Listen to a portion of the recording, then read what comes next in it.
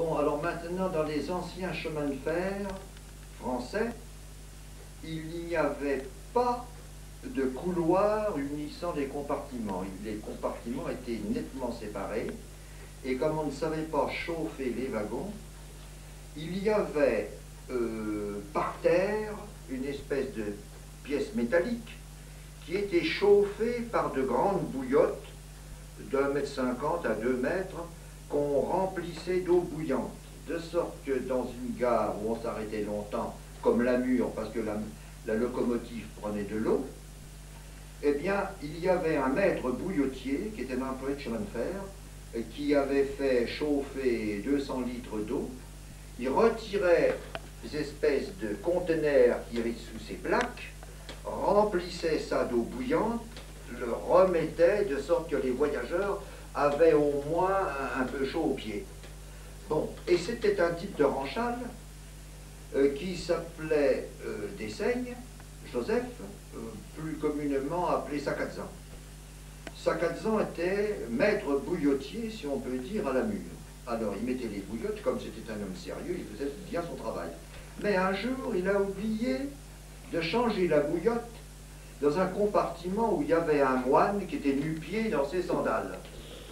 Et le moine qui manquait de charité chrétienne, en arrivant à la gare de Perrache, a fait un potin épouvantable en disant qu'il avait gelé, que lui, avec ses nu-pieds dans ses savates, etc.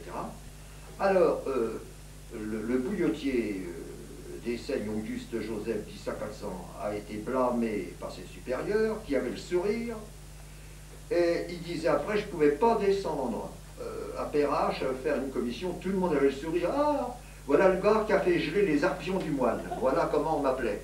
Bon, alors ça c'est une histoire absolument authentique. Ensuite, il y a eu le fameux certificat d'études de 1909. L'école libre était démontée, comme on dit à Ranchal, depuis assez longtemps, il n'y avait plus qu'une école, l'école publique. Et alors, l'instituteur menait un certain nombre d'élèves au certificat. Et en attendant les résultats, ils étaient sur des charbons ardents et on téléphonait de temps en temps pour savoir où on en était, qu'est-ce qui était reçu ou qui n'était pas reçu. Alors, de la mairie, téléphone, voyons voir, il y a deux combis qui se présentent. Il y a combi Joseph, le fils du maire, et combi Augustin, le xème fils d'un pauvre cultivateur de Polsy. Alors on téléphone. Ah ben oui, on a à peu près des notes. Eh bien, combi Augustin est reçu, mais combi Joseph ne serait pas reçu. Mais c'est pas possible, dit Ranchal. Combi Joseph est le fils du maire. C'est pas possible. Il y a une erreur. Regardez au moins dans les papiers. Et le directeur du centre a dit non, non, non, rien à faire, c'est Augustin qui a son certificat d'études et non pas Joseph. Alors, ils sont rentrés. Alors, le plus marrant, c'est que les deux combis étaient des amis d'enfance. Évidemment, ils ont fait leur... Et quand ils en parlaient, ils se tordaient de rire. Et l'histoire m'a été racontée par combi Joseph, le fils du maire, qui a été exclu du certificat d'études et qui d'ailleurs était notre assureur pour cette maison-là. Il était heureux comme un roi de nous raconter ça. Bon, il disait, Tintin a été reçu et pas moi. Bon. Alors ça a bien fait rire les Ranchalais. Maintenant, il y avait parmi la population des rigolos. Il y en a un qui s'appelait Jonard Henri-Marie dit Lafcy. C'était terrible, il avait le don de faire mettre ma grand-mère en colère, parce qu'il donnait le mauvais exemple à ses enfants, et ma grand-mère, qui était confite en dévotion, un jour, pour faire pression sur lui, a eu la bêtise de dire « Oui, tu verras, t'iras en enfer ». Et le gamin qui avait 12-13 ans a répondu « Marie, en enfer, c'est comme au régiment, il y a les 6 premiers mois qui sont durs et après on s'habitue ». Alors ça a été très mal vu du tout, ça. Bon.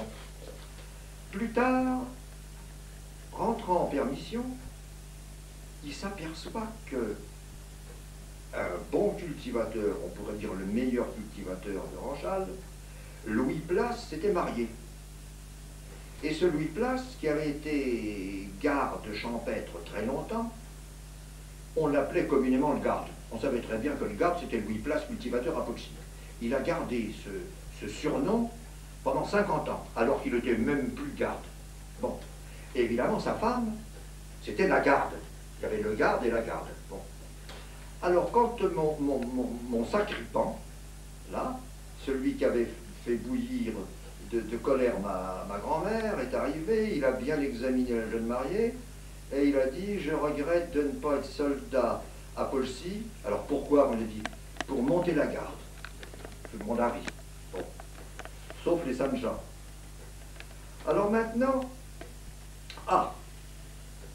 pendant la guerre, il n'y avait plus de savon. Il fallait faire du savon, mais il fallait avoir les ingrédients.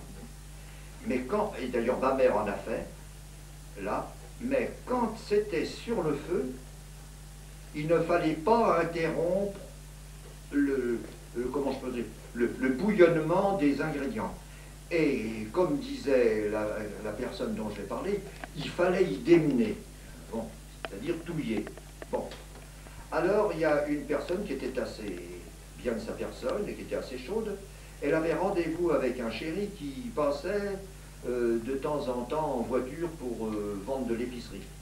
Elle avait rendez-vous dans les bois voisins, mais avant de partir rejoindre ce monsieur, Joignard disait elle allait au bonheur. Bon, ben je viens. Eh bien, elle installait son mari devant le savon, et nous, quand on allait voir tout ça, on voyait le gars qui tournait, et on savait que sa femme était pas loin avec un autre monsieur. Et ça, tout le monde, on a fait des gorges chaudes. Maintenant, un autre sacripant, Joseph Jacquet, dit Zatier. Jacquet était un type, il avait tous les défauts. Il était paillard, il était ivrogne, mais une qualité, c'était un très fin menuisier. Il passait de maison en maison avec une espèce de carriole où il y avait ses outils, et il faisait ce que les gens lui demandaient de faire. Il était expert notamment pour faire les navettes.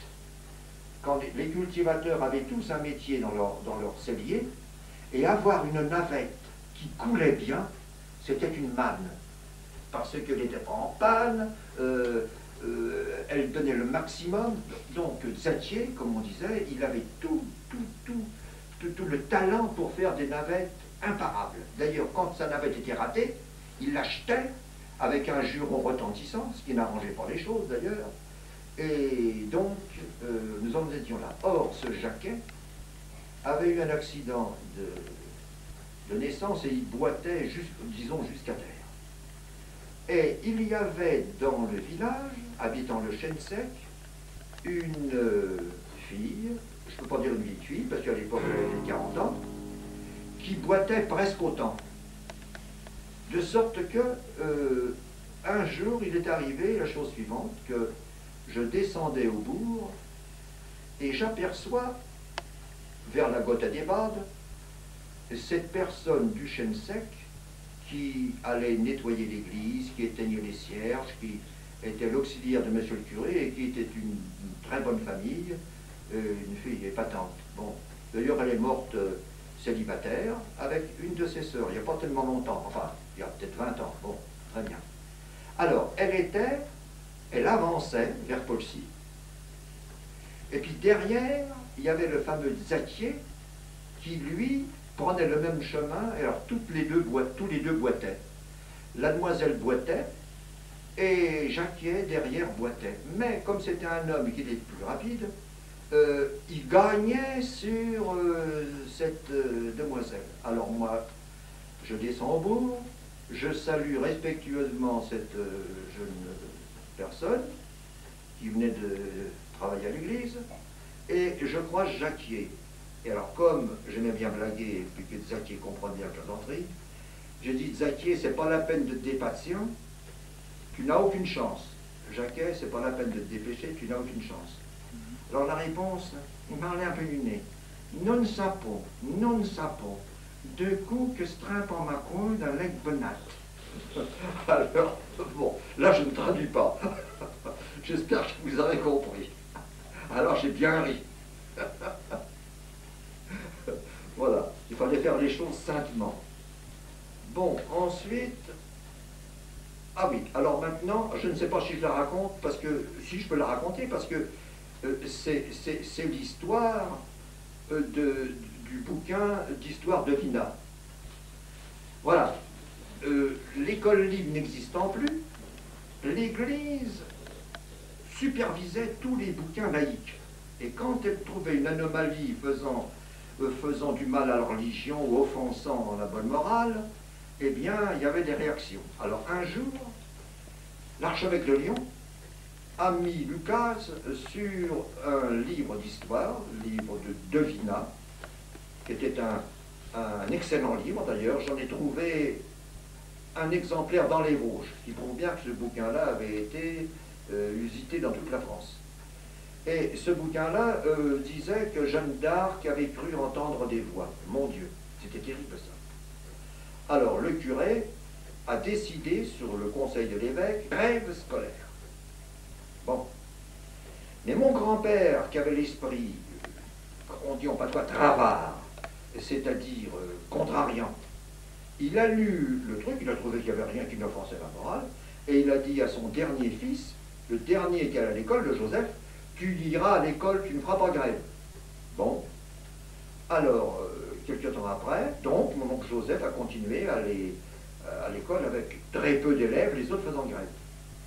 Jusqu'au jour où mon grand-père rencontre monsieur le curé. Je ne sais pas lequel que c'était ce curé-là. Et je me rappelle plus de son nom. Et le curé lui dit, monsieur, je vois que votre fils, Joseph, qui d'ailleurs vient au catéchisme, ne fait pas la grève. Eh bien, vous savez, je serais peut-être à Pâques ou contraint de vous refuser les sacrements. Alors mon grand-père était très excessif et coléreux, il rentre à la maison furieux, et il dit à sa femme, ce curé-là m'enquiquine, etc., je suis sûr de moi, il n'y a rien qui offense la morale. Bon, eh bien, ça va, Joseph continuera à aller à l'école. Alors là, il a reçu une douche glaciale. Ma grand-mère a dit, je ne veux pas qu'il y ait un homme qui ne fait pas ses Pâques. Je ne veux pas coucher avec un homme qui ne fait pas ses Pâques. Alors le grand-père a été abasourdi. Bon. Mais mon oncle Joseph qui m'a raconté ça m'a dit, oui, finalement, ils s'en est assez bien tirés parce que la grève finit rapidement. Alors à ce moment-là, je vais donc épaissir, si on peut dire, mon récit par une chose personnelle. Cette couillonnade des voix de Jeanne d'Arc a empoisonné les bouquins d'histoire.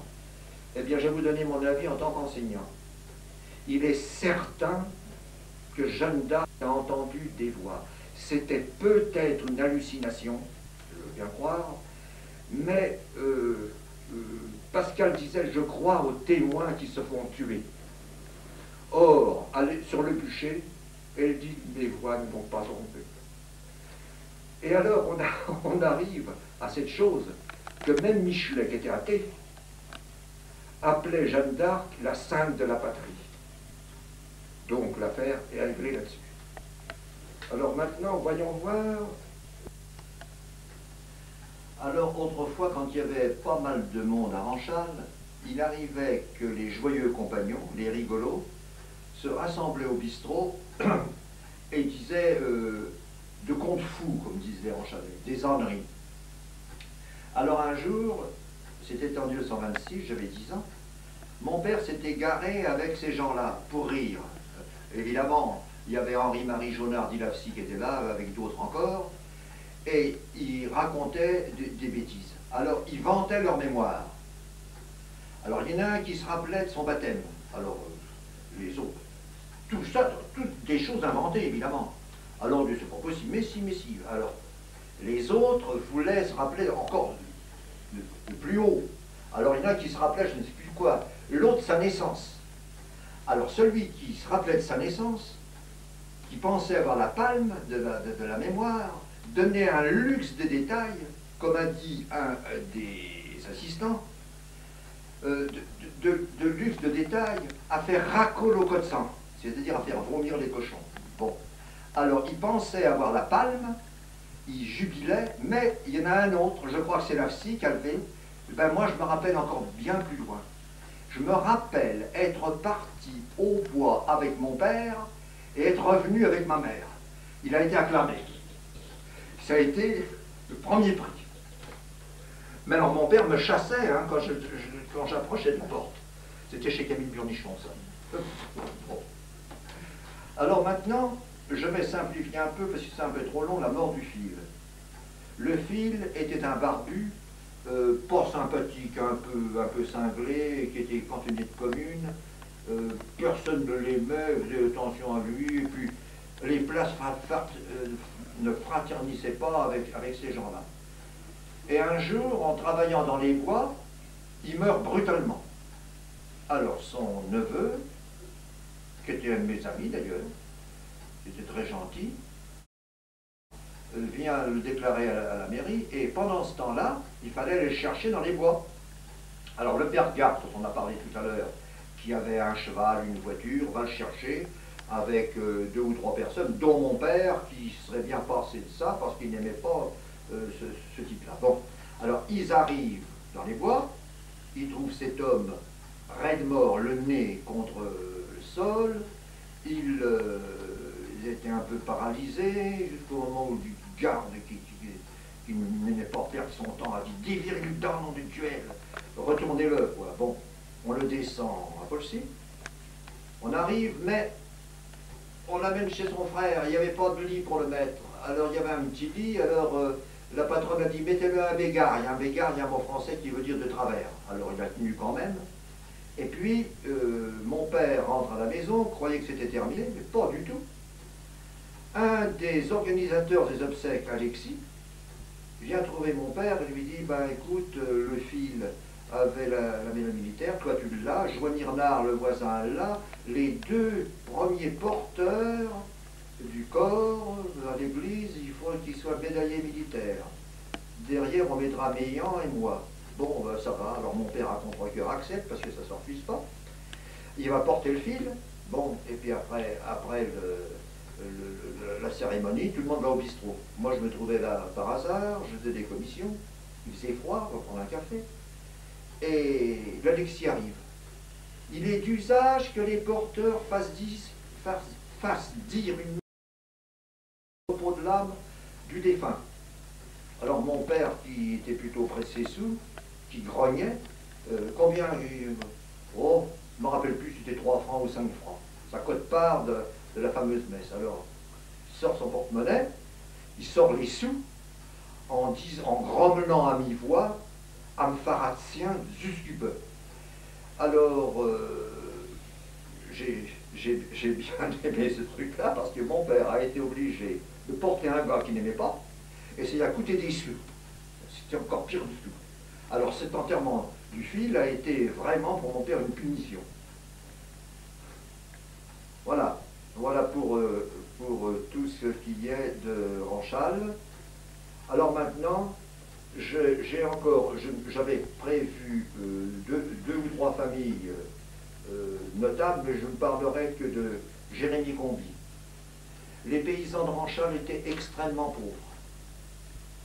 Et souvent, en se mariant avec une fille qui avait des moyens, ils se refaisaient, disons, une situation financière.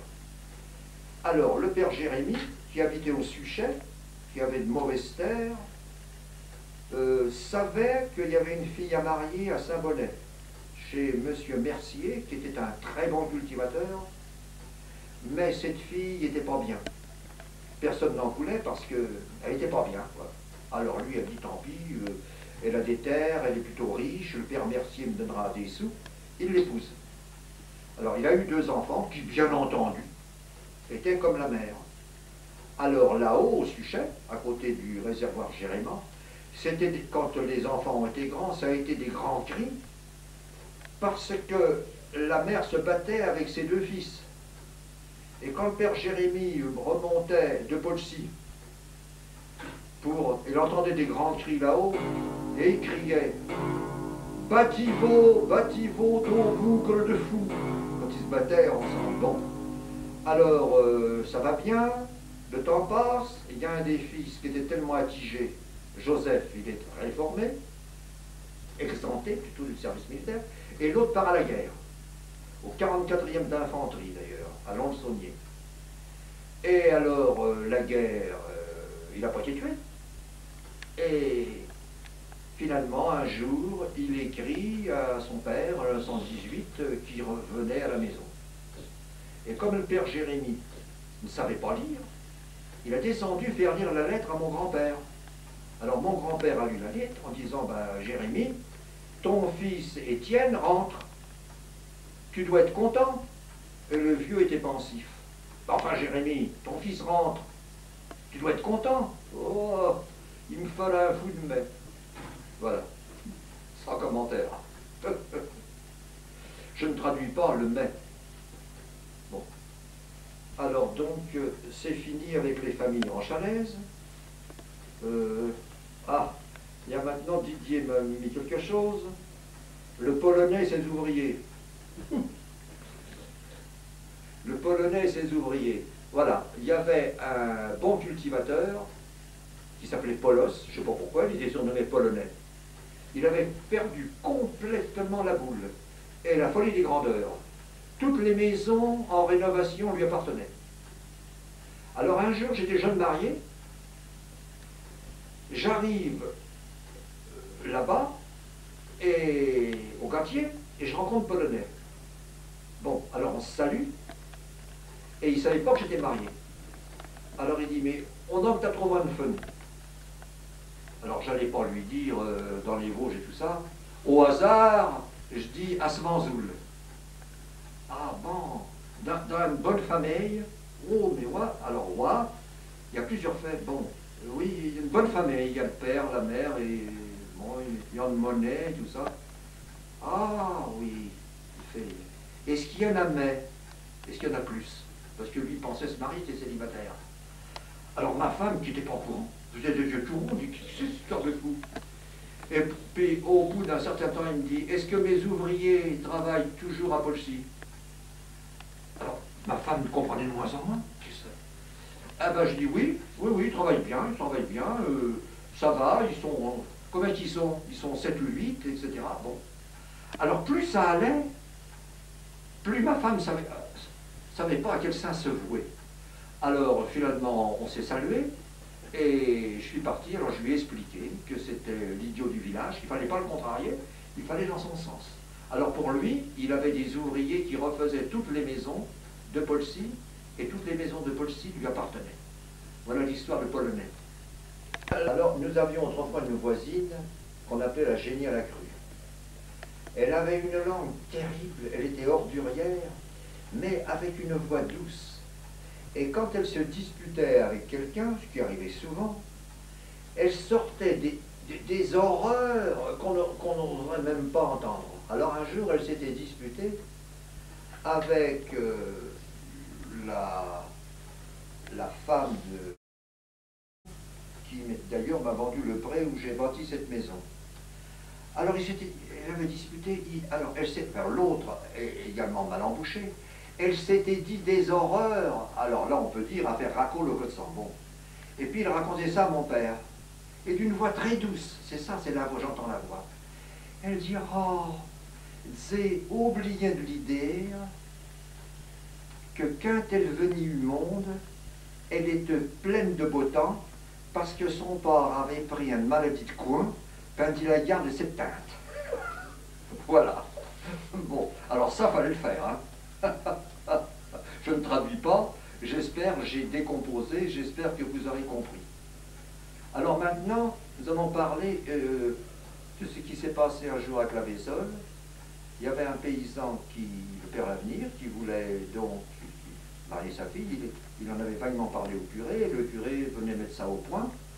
Alors un jour, il vient à la maison et il trouve le paysan en train de manger sa soupe. Alors, en préambule, il lui dit, alors, monsieur Lavir, vous mariez votre fille? Et le paysan a compris, vous mangez votre soupe. Alors il a répondu, oui, monsieur le curé, pendant qu'elle est chaude. Alors ça a bien fait rire les gens de là-bas. Alors maintenant, il y en a une que Didier me dit de mettre, c'est sur Madame Cadet, je ne sais pas si ça vaut le coup, mais enfin c'est assez marrant parce qu'il y a deux choses en une là. Nous étions invités chez Camille Burnichon, qui était très large, et il y avait l'instituteur qui était un rigolo. Et sa femme était solennelle, elle était très digne et très solennelle. Alors, il y avait donc Madame Cadet, il y avait l'instituteur, et puis il y avait ma femme, il y avait moi, et à côté il y avait un gendarme, plus loin qu'on a... Tu te rappelles pas de ça? Le gendarme brun, qui s'est trouvé là avec d'autres gendarmes, et on n'a pas fait attention parce que je ne le connaissais pas. Alors on était là, on discutait, et puis à un moment donné, je voyais que Madame Cadet avait l'air ennuyée, elle avait l'air vraiment. Alors, solennellement, elle dit à son mari, Félix, j'ai quelque chose entre les jambes. En réalité, c'était le pied de table, elle n'avait pas fait attention. Alors Cadet dit, c'est pas M. Burnichon?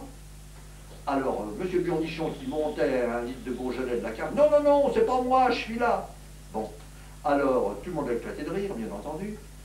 Alors maintenant, cette histoire-là, ben, je tombe au gendarme, à côté de moi, que ma femme a oublié. Le gendarme avait mangé comme 4 et bu comme 5, et brusquement s'est arrêté. Moi je disais, il doit être malade, il y a quelque chose qui ne va pas. Alors Madame Burnichon s'approche, alors Monsieur Brun, comment voulez-vous que je mange, je n'ai plus à boire. Et alors aussitôt, on y a mis un pot de Beaujolais devant le nez, et il a continué, mais je n'y ai pas parlé, je l'ai vaguement salué, et c'est tout. Mais j'ai bien aimé, comment voulez-vous que je mange, je n'ai plus à boire. Bon, alors Didier m'a mis quelque chose là, mais je suis un peu perdu, parce qu'il y a des choses qui ne méritent pas tellement d'être racontées. Ah, le russe. Eh oui, le russe, il n'avait pas son certificat, mais il parlait très bien français, patois et français. Alors un jour, il vient ici, mon père, il paye le cours, et puis on a parlé du patois qui se perdait et du franco-patois. Alors le russe dit, il roulait un peu les airs, je me trouvais l'autre jour chez la marguillière, commerçante, et j'entendais des personnes qui disaient, eh bien moi, les pommes de terre, je les fais cuire et je les époute. Alors j'y étais qu'un var de la première conjugaison, je ne connaissais pas. L'autre a répondu, ben moi, non, je les fais plutôt au four, et après, je les émarvelle. T'es, maintien cueillant. Bon, etc., etc. On a bien ri. Alors ce russe était un type extraordinaire. Il avait un frère qui s'appelait Jérôme, qui était employé de chemin de fer. Et il se voyait une fois par an, il se donnait rendez-vous à Cublise. Le frère quittait le train à Amplepuis, montait à pied à Cublise, et lui descendait de Ranchal à Cublise. Et à Cublise, il faisait un festin annuel. Et chacun remontait, l'un dans son chemin de fer, et l'autre dans sa montagne. Alors, qu'est-ce que je vois encore? Ça tire à sa fin. Bon. Eh ben c'est tout. Je pourrais raconter l'histoire, là c'est pas marrant, mais c'est quand même intéressant, l'histoire, si vous avez assez, l'histoire de Pierre Balegui, le grand-père de Jean-Paul. Pierre Balegui était un célibataire endurci, il avait la trentaine, il ne pensait pas se marier, il habitait une petite maison à côté de chez Mussot, une maison qui est tombée en ruine. Et il était l'ami de mon grand-père, et l'ami d'un certain nombre d'autres cultivateurs où il allait passer les veillées. Et alors, en ce temps-là, les contribuables pouvaient payer leurs impôts par des prestations. C'est-à-dire qu'un cultivateur, mettons, avait 10 francs d'impôts à payer, sauf s'il faisait 8 heures de travail sur la route, à la voirie, sous la direction d'un cantonnier.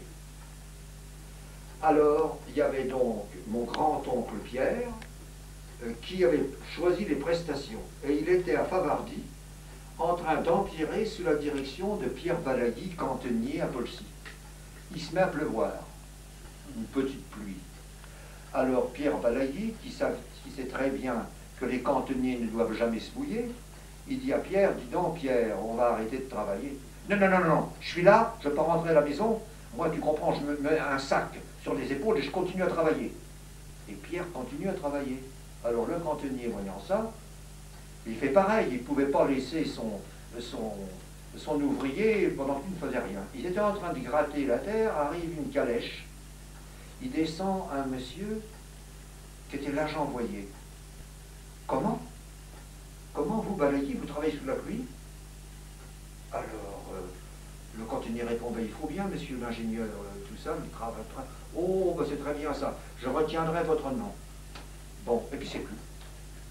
2-3 ans après, il apprend qu'il est nommé chef cantonnier en raison de ses bons mérites. Oh, il n'en revenait pas, il n'en revenait pas. Alors, il dirige 5 ou 6 cantonniers en chalet, et il continue à aller voir mon grand-père, et surtout la famille de Jean-Paul, là-bas. Bon. Et il avait sous ses ordres un cantonnier qui était un peu bénet.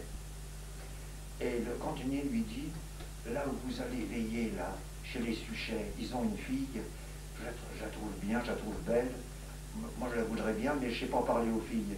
Vous ne pourriez pas me parler, parler pour moi. Alors, Pierre Baladi dit, bah si, je peux te dire combien je vous estime, tu es un bon travailleur, tout ça. Alors en allant veiller, il dit à la fille de la maison, il y a mon ouvrier, là, il est très gentil, il aurait bien envie de te fréquenter, de t'épouser, et tout ça. Alors la fille éclate de rire, en disant, bah non, penses-tu gros, j'en veux pas. Si c'était toi, ce serait peut-être autre chose. Oh.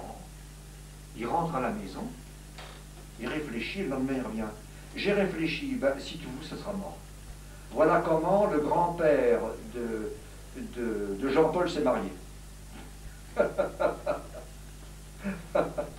Voilà. On a parlé du père Jérémie qui avait 2 fous dans sa maison, plus sa femme. Eh bien, il meurt. Et le fils restant, qui n'était pas bien, Joseph, fait du feu et brûle une plantation nous appartenant, la plantation du Suchet. Il y avait déjà des sapins qui avaient, je sais pas, de 30 ou 40 cm de hauteur. Alors mon père va le trouver, il lui dit, écoute Joseph, il faut que tu m'aides à repiquer ce que tu as brûlé. Ah non. Oh, t'es feignant. Oh non, non, non. Eh bien je te mène en justice, c'est tout. Oh ben, comme tu voudras. Alors mon père le mène en justice. Alors on a vu Joseph arriver, et le juge lui a fait des remontrances. Vous avez brûlé la plantation de M. Place, vous n'avez pas voulu l'aider. Bon, je vais vous condamner à moins que vous vous arrangiez devant moi. Alors le juge demande à mon père combien vous réclamez puisqu'il ne veut pas travailler. Alors je ne sais pas ce que mon père a dit, peut-être 100 francs ou 150 francs, je ne sais pas. Alors, il faut vous arranger ou je vous condamne. Oh ben, zbarance. Alors à ce moment-là, on a vu cette chose extraordinaire. On a vu Joseph qui était là, défaire une corde autour de son pantalon, devant le juge ébahi. Mais qu'est-ce qu'il fait? Mais qu'est-ce qu'il fait? Mon père a dit, attendez. Baisser son pantalon. Sous le pantalon, il y avait un deuxième pantalon où il y avait la bourse. Il y avait le porte-monnaie. Alors il a sorti ses sous. Oh ben, Smarance, monsieur le Smarance. Combien que tu veux? Mon père a dit combien? Tiens, bon, ah ben. Alors il a remis la corde, il a relevé le pantalon, et le juge riait tellement. Venez ici, mon brave. Il y a serré la main. Oh, Smarance.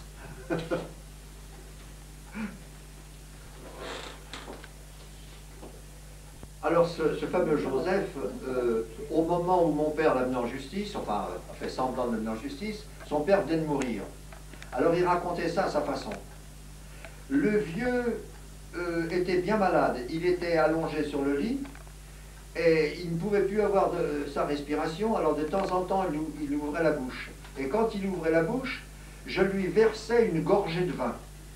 Oh, disait rien la portion. Le vieux émot bien sous. Fini. Quand nous sommes arrivés à Ranchal en 40, devant l'invasion allemande, il fallait avoir des shows de briques et de broc pour s'installer. Et Joseph, là-haut, il avait une grande marmite qui était pour faire cuire des pommes de terre et tout ça, mais qu'on pouvait dissocier du fourneau qui était dessous. Alors mon père lui dit, Joseph, tu vas me vendre cette marmite de fonte. Ah non, j'en ai besoin. Mais pourquoi tu en as besoin? Pour mettre mon pain. Je comprenais. Alors je comprenais pourquoi mettre ton pain. À cause des rats. Les rats mangent. Alors le pain qui est dans la marmite, le rat ne peut non plus manger. Bon, ben d'accord. Ben, alors tu vas me vendre le sardi qui est idiot, comme sarfo. Oh non, j'en ai besoin. Mais pourquoi tu en as besoin? Je peux prendre mes puces. Parce que tu comprends, quand elle me pique, elle me met à l'ombrage de ce sardi et je les prends. Si te coplaire, je ne pourrais plus prendre mes puces. Et voilà. Alors on n'a pas pu faire d'affaires avec Joseph.